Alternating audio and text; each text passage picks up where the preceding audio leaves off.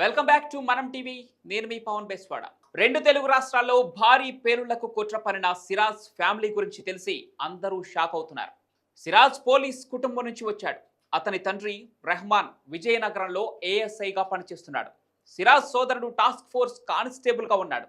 BTech mechanical engineer చదివిన ఈ సిరాజ్ హైదరాబాద్లో ఉంటూ ఎస్ఐ జాబ్ కోసం చాలా కాలం నుంచి ప్రిపేర్ అవుతున్నాడు. అయితే రెండుసార్లు ఎగ్జామ్ అటెంప్ట్ చేసినా కూడా సెలెక్ట్ అవ్వలేదు. ఆ తర్వాత గ్రూప్స్కు ప్రిపేర్ అయ్యాడు. 2019, 2024లో రెండుసార్లు రాశాడు కూడా. అది కూడా సక్సెస్ కాలేదు. ఇలా ఫ్యామిలీలో ఇద్దరు పోలీసులు ఉండగా సిరాజ్ టెర్రరిస్టులతో ఎలా చేతులు కలిపాడు? ఆ విషయం కుటుంబ సభ్యులకు నిజంగా తెలియలేదా?